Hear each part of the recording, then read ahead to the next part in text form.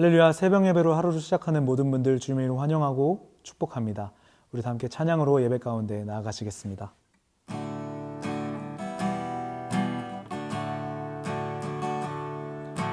선한 목자 되신 우리 주 항상 인도하시고 방초 동산 좋은 곳에서 우리 먹여주소서. 선한 목자 구세주여 항상 인도하소서. 선한 목자 구세주여 항상 인도하소서. 양의 문이 되신 예수여 우리 영접하시고 길을 잃은 양의 무리를 항상 인도하소서. 선한 목자 구세주여 기도 들어주소서.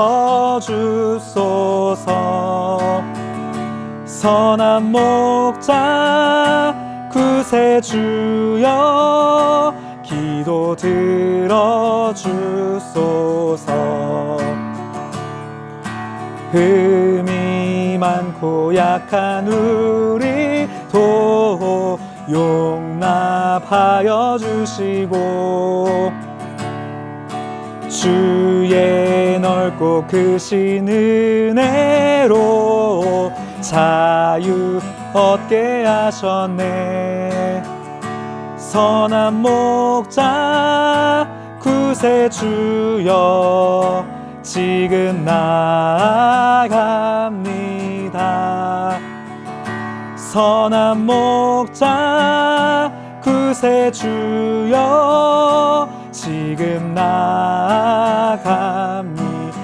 선한 목자 구세주여 선한 목자 구세주여 항상 인도하소서. 선한 목자 구세주여 항상 인도하소서.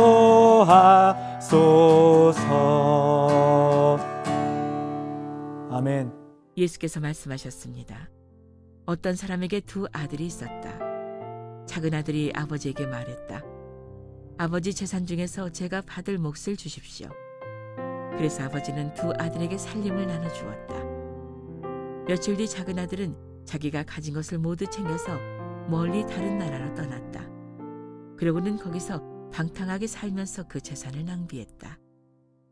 그가 모든 것을 탕진했을 때 그 나라 전역에 심한 흉년이 들어 형편이 어려워지기 시작했다. 그래서 그는 그 나라 사람에게 일자리를 얻었는데 그 사람은 그를 들판으로 내보내 돼지를 치게 했다. 그는 돼지가 먹는 쥐엄나무 열매로라도 배를 채우고 싶었지만 그것마저 주는 사람이 없었다. 그제야 정신이 들어서 말했다. 내 아버지 집에는 양식이 풍부해서 일꾼들이 먹고도 남는데 나는 여기서 굶어 죽는구나. 내가 일어나 아버지에게 돌아가 말해야겠다.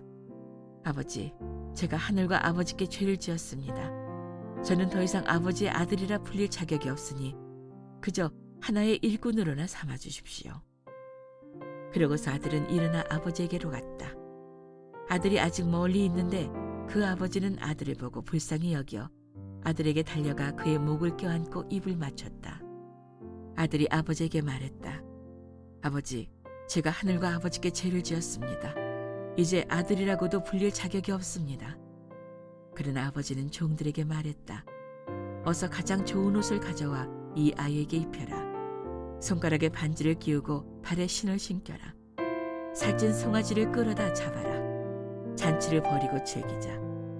내 아들이 죽었다가 다시 살아났다. 이 아들을 잃었다가 이제 찾았다. 이렇게 그들은 잔치를 벌이기 시작했다. 그런데 큰아들은 들에 나가 있었다. 그가 집 가까이에 이르렀을 때 음악과 춤추는 소리가 들렸다. 그래서 하인 하나를 불러 무슨 일인지 물어보았다.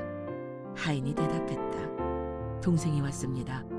동생이 건강하게 무사히 돌아와서 주인 어른께서 살찐 송아지를 잡으셨습니다. 큰아들은 화가 나서 들어가려 하지 않았다. 그러자 아버지가 나와 그를 달랬다. 그러자 큰아들이 아버지에게 이렇게 말했다. 보십시오. 저는 여러 해 동안 아버지를 위해 종노릇하고 무슨 말씀이든 어긴 적이 없습니다. 그런데 제게는 친구들과 함께 즐기라며 염소 새끼 한 마리도 주시지 않았습니다. 그런데 창녀와 함께 아버지의 재산을 탕진한 아들이 집에 돌아오니까 아버지는 그를 위해 살찐 송아지를 잡으셨습니다. 아버지가 말했다. 얘야, 너는 항상 나와 함께 있지 않느냐. 또 내가 가진 모든 것이 다 네 것이다. 그러나 내 동생은 죽었다가 다시 살아났고 내가 그를 잃었다가 찾았으니 우리가 잔치를 벌이며 기뻐하는 것이 당연하다.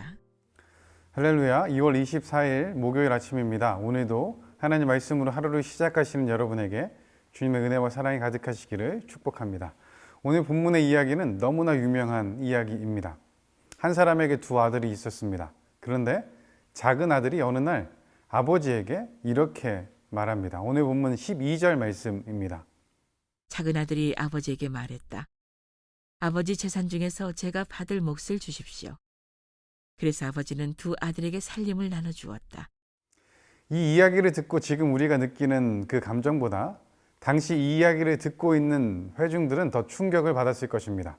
그들은 자기가 받을 재산을 달라고 하는 것이 어떤 의미가 있다는 것을 알고 있었기 때문에 그렇습니다. 이는 아버지가 돌아가신 이후에만 이루어져야 하는 일이었습니다. 둘째 아들은 지금 지극히 무례한 일을 하고 있는 거죠. 아버지가 죽기를 바란다고 말하는 것과 같은 것입니다. 한마디로 아버지의 재산만 원할 뿐 아버지는 필요 없다는 거죠. 아버지는 그에게 유산을 물려받기 위한 수단이었는데 이제 그 관계마저도 지겨워진 것입니다. 그 당시 아버지라면 이 배은망덕한 아들을 호되게 혼내고 집안에서 내쫓을 수 있었습니다. 아버지의 권위가 절대적인 시기였기 때문에 그렇죠. 하지만 이 아버지는 그 살림을 나누어 줍니다. 여기에서 살림이라는 단어는 비오스라는 헬라어인데 생명이라는 뜻이 담겨 있습니다. 아버지는 생명을 찢어서 아들에게 주었습니다. 이 아들은 그 재산을 모두 챙겨서 다른 나라로 갔습니다. 그리고 방탕하게 살면서 그 모든 재산을 낭비합니다. 그가 그 모든 재산을 다 탕진했을 때 엎친 데 덮친 격으로 그 나라에 흉년까지 들어서 그 형편이 더 어려워집니다.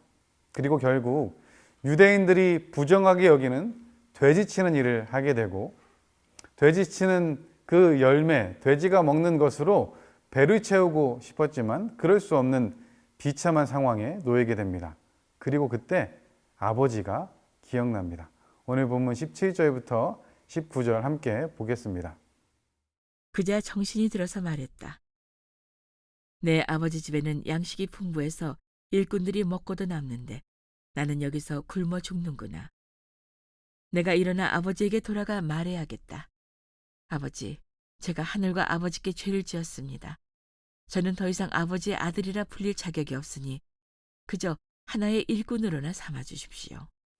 아버지 집에는 일꾼들도 양식이 풍족한데 자기는 여기서 줄여서 죽게 되는구나 생각하고 돌아가 일꾼의 하나가 되자 이렇게 결심합니다. 그리고 발걸음을 옮기죠. 어쩌면 이렇게 기억나는 것, 이것이 은혜인 것 같습니다. 그런데 아들이 예상했던 것과는 다르게 아버지는 멀리부터 아들을 알아보시고 달려와 아들을 안고 입을 맞춥니다. 아들은 잘못했다고, 아들이라 불릴 자격이 없다고 말하지만 아버지는 종들에게 가장 좋은 옷을 가져와 입히고 손가락에 반지를 끼우고 발에 신을 신기라 명합니다. 그리고 살찐 송아지를 잡아다가 잔치를 벌이라 말하죠. 내 아들이 죽었다 살아났다고, 잃었다가 찾았다고 말하며 너무나 기뻐합니다. 여러분, 그런데 여기에서 잔치에서 잡은 송아지는 화목제의 역할을 하는 것 같습니다. 둘째 아들은 아버지, 형뿐만 아니라 그 그 마을 사람들과도 갈라진 것입니다. 이 갈라짐을, 이 나뉨을 아버지가 합하고자 하는 거죠. 아버지만 둘째 아들을 다시 아들로 인정하는 것이 아니라 잔치에 참여한 모든 사람들도 그렇게 받아들이게 됩니다. 아버지의 집에는 양식만 풍족한 것이 아니었습니다. 사랑도 풍족하고 은혜도 가득했습니다. 여러분, 이것이 우리가 알고 있는 돌아온 탕자의 이야기입니다. 이유를 묻지 않으시는 사랑, 하나는 용서, 갚을 수 없는 은혜를 경험하며 감사하게 되는 거죠. 그런데 여러분, 이 이야기는 여기서 끝나지 않습니다. 오늘 보면 25절 말씀 함께 보도록 하겠습니다. 그런데 큰아들은 들에 나가 있었다. 그가 집 가까이에 이르렀을 때 음악과 춤추는 소리가 들렸다. 첫째 아들 형이 등장합니다. 여러분, 이 본문을 읽으면서 형의 심경이 느껴지시나요? 원망, 분노, 여러 가지 감정이 공존합니다. 한마디로 삐쳐 있는 거죠. 그런데 여러분, 형의 입장에서 보면 억울할 것 같습니다. 이 사실을 받아들이는 것이 쉽지 않을 것 같습니다. 제가 계산을 한번 해봤습니다. 동생 둘째죠. 이미 아버지의 재산의 3분의 1을 가지고 갔습니다. 왜냐하면 그 당시에 장자에게 2배를 주도록 되어 있기 때문에 그렇죠. 어쩌면 첫째 아들이 열심히 일해서 재산이 더 늘어났을 수 있습니다. 이제 모든 것이 내 것이 된다라고 생각할 수 있을 거고 실제로 그럴 수 있었죠. 그런데 아버지가 둘째를 다시 받아들이셨습니다. 그러면 아버지가 돌아가신 후에 재산을 또 나누어야 되겠죠. 계산해 보면 자신이 받을 수 있었던 3분의 2, 계산을 편하게 하기 위해서 9분의 6, 이를 또 나누게 됩니다. 그러면 형이 9분의 4를 갖게 되고 동생이 9분의 2를 갖게 되는 거죠. 결과적으로 보면 이미 동생이 9분의 3을 가져갔기 때문에 형이 9분의 4, 동생이 9분의 5를 받게 되는 것입니다. 여러분, 헷갈리시죠? 결과적으로 보면 동생이 형보다 더 많이 받게 된다는 겁니다. 그럼 이렇게 생각할 수 있겠죠. 내가 나갈 걸. 그래서 계산해 봤습니다. 첫째 아들이 나갔다면 결과적으로 봤을 때 첫째가 9분의 8을 갖게 되고 둘째가 9분의 2를 갖게 됩니다. 머릿속으로 이런 계산이 막 돌아갑니다. 얼마나 억울했겠습니까? 게다가 자기는 지금 열심히 일하고 왔는데 음악, 춤추는 소리가 들립니다. 알아보니 동생이 왔답니다. 당시 상식으로는 동생을 처벌해야 하는데 아버지는 그렇게 하지 않으셨죠. 오히려 다시 아들로 받아들이고 자기에게 해주지 않았던 그 잔치를 벌이고 있습니다. 그러니 화가 나는 거죠. 첫째가 아버지와 대화를 시작하는 말을 통해서 첫째 아들의 심경을 너무나 정확히 알 수 있는데 29절 말씀입니다. 그러자 큰아들이 아버지에게 이렇게 말했다. 보십시오. 저는 여러 해 동안 아버지를 위해 종노릇하고 무슨 말씀이든 어긴 적이 없습니다. 그런데 제게는 친구들과 함께 즐기라며 염소 새끼 한 마리도 주시지 않았습니다. 첫째는 이렇게 말하죠. 보십시오. 존경하는 아버지가 아닙니다. 분노를 표출합니다. 아버지는 그 첫째 아들의 잔치로 초대하지만 큰아들은 들어갈 마음이 없습니다. 이 아들의 모습을 지금 우리가 보고 있는 거죠. 오늘 이야기를 보면 예수님께서 정말로 알려주기 원하시는 내용이 보여집니다. 예수님께서 오신 이유는 누가복음 19장 10절에 이렇게 말씀하셨죠. 인자는 잃어버린 사람을 찾아 구원하러 왔다. 아멘. 오늘 누가복음 15장은 이름과 찾음에 대한 3가지 비유가 나옵니다. 첫 번째 비유는 목자가 잃어버린 한 마리 양을 찾았고, 두 번째 비유에서는 여인이 잃어버린 동전 드라크마 하나를 찾았습니다. 그리고 마지막 이야기에서는 잃어버린 아들을 찾는 탕자라고 알려진 이야기죠. 그런데 여러분, 이 이야기는 어쩌면 잃어버린 두 아들이라고 말하는 것이 더 올바른 제목인 것 같습니다. 둘째 아들뿐만 아니라 첫째 아들도 잃어버린 상태이기 때문에 그렇죠. 집을 나간 둘째 아들의 잃어버린 상태는 그의 종착지가 된 돼지 우리에서 확연히 드러나죠. 그는 무절제하고 어리석은 방종, 그 행위 때문에 친구와 돈과 자원과 모든 것을 잃어버렸습니다. 삶이 완전히 무너졌고 마침내 동생은 자기가 길을 잃었다는 것을 깨닫게 되죠. 그리고 돌아가는 겁니다. 그런데 여러분, 형의 잃어버린 상태는 어떤가요? 형은 화가 났습니다. 그가 하는 말에 원망이 뚝뚝 떨어지고 있습니다. 이런 형과 같은 모습을 가진 사람들은 자기 뜻대로 무엇인가 풀리지 않았을 때 단순히 마음이 슬픈 것이 아니라 분노하고 원한이 깊어집니다. 형들의 모습을 가지고 있는 사람들은 자신이 착하게 살면 삶이 행복해야 된다, 그렇게 믿습니다. 자신의 그 기준에 부합하려고 열심히 노력하면 하나님이 평탄한 길을 주셔야 하는 의무가 있다고 믿고 있는 거죠. 첫째 아들이 잃어버려진 이유는 15장 29절에 나오는 것처럼 무슨 말씀이든 어긴 적이 없는 그런 사람이기 때문에 그렇습니다. 그렇기에 착함에도 불구하고 잃어버려진 것이 아니라 착하기 때문에 잃어버려진 것이죠. 아버지와 첫째 아들을 갈라놓은 것은 죄가 아닙니다. 도덕적인 이력에 대한 교만입니다. 그래서 첫째 아들이 잔치에 동참하지 못하도록 막는 것은 악이 아니라 의인 거죠. 예수님의 이 이야기를 듣고 있는 대상은 우리가 읽지는 않았지만 오늘 똑같은 본문인 누가복음 15장 1절과 2절에 나옵니다. 세리들과 죄인들이 모두 예수의 말씀을 듣기 위해 모여들었습니다. 그러자 바리새파 사람들과 율법학자들이 크게 웅성거리기 시작했습니다. 이 사람이 죄인들을 맞아들여 그들과 함께 음식을 먹는다. 아멘. 세리들과 죄인들, 이들은 세상에서 방탕하게 살던 사람들입니다. 그들은 성경의 도덕법도 준수하지 않았고 종교적 유대인들이 따르던 정결 의식, 어떤 규율 이런 것들도 지키지 않았습니다. 이야기의 동생처럼 그들도 바람직한 사회와 가정의 전통 윤리를 버리고 집을 나가 허랑방탕했습니다. 그러나 지금 그들은 예수님을 통해 소망을 발견하고 예수님께로 나아갑니다. 자신의 모습이 부끄럽고 세상 사람들 모두의 지탄의 대상이긴 하지만 주님의 긍휼을 힘입어 주님 앞으로 나아가는 것입니다. 주님께서는 그들을 있는 그대로 맞아주시고 그들이 돌아온 것을 기뻐하십니다. 그리고 그들과 함께 식사하시며 교제하시죠. 그런데 이들을 바라보는 사람들이 있습니다. 바리새파 사람들과 율법학자들입니다. 이들은 너무나 잘 살고 있는 사람들인 것처럼 보입니다. 그들의 삶에는 나무랄 것이 없습니다. 이들은 성경을 공부하고 모든 율법을 지키고 있습니다. 정해진 시간에 기도도 하고 금식도 합니다. 정기적인 제사에도 참여합니다.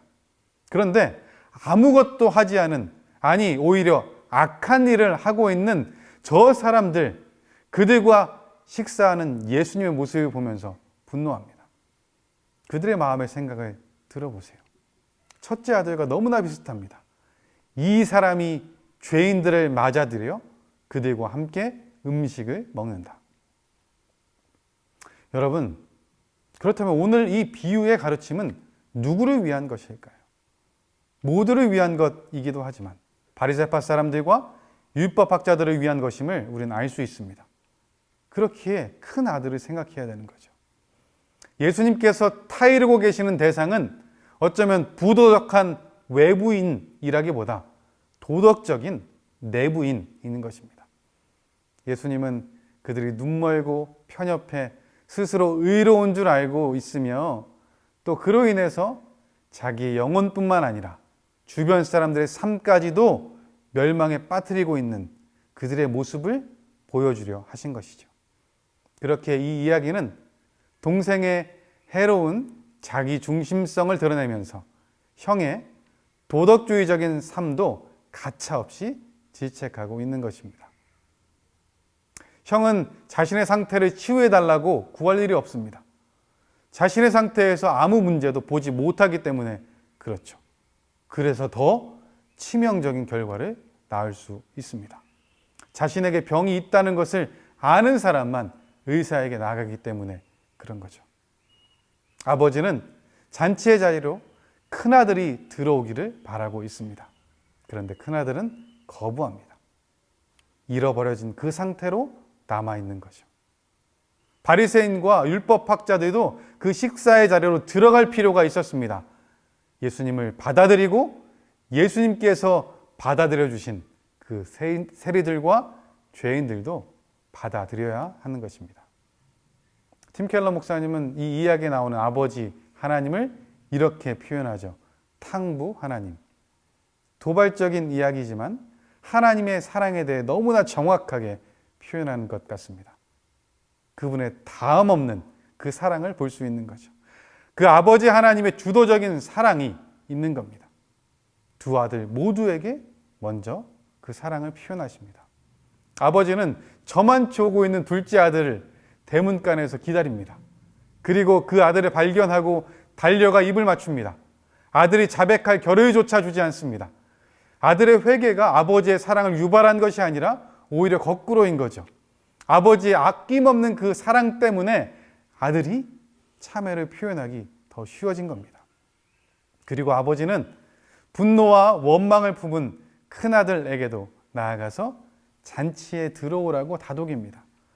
보십시오라고 말을 꺼낸 첫째에게 얘야라고 부르시는 거죠. 이 장면은 양날의 검과도 같습니다. 한편으로는 가장 종교적이고 도덕적인 사람들도 똑같이 잃어버린 상태라서 하나님의 주도적인 은혜가 필요함을 보여줍니다. 그리고 또 한편으로는 바리새인들, 그들에게도 진정한 희망이 있음을 보여주고 있는 거죠. 그렇기에 우리는 그분의 사랑 표현, 그 사랑의 표현이 다름을 인정해야 합니다. 때로는 와락 얼싸 안으실 때도 있고, 때로는 등을 두드리시면서 차분하고 끈질기게 기다리시며 설득하시기도 합니다. 하지만 분명한 것은 사랑하는 여러분, 이 사랑이 우리에게 있습니다. 그리고 우리는 이 두 아들 중 한 사람의 모습에 속해 있는 거죠. 어쩌면 두 모습 다 우리에게 있을 수 있습니다. 분명한 것은 두 아들 모두 하나님께로 돌아가야 한다는 것입니다. 사랑하는 여러분, 하나님께서 오늘 우리에게 질문하십니다. 어떻게 하겠느냐? 그 질문에 하나님께로 돌아가 아버지가 베푸신 그 잔치에 참여하는 우리 모두 되기를 주님의 이름으로 축복합니다. 기도하겠습니다. 사랑의 하나님 아버지, 감사합니다. 어쩌면 우리가 둘째 아들입니다. 뿐만 아니라 첫째 아들의 모습도 우리에게 있습니다. 잃어버려서 찾기 원하시는 하나님의 마음, 그 마음을 깨닫게 하여 주시고 아버지의 사랑에 우리가 반응하여 돌이키게 하여 주옵소서. 돌아가게 하여 주옵소서. 그 사랑 안에 아버지와 함께 잔치에 참여하는 우리 모두 되게 하여 주옵소서. 모든 것 주님께 맡겨드리며 예수님 이름으로 기도합니다. 아멘.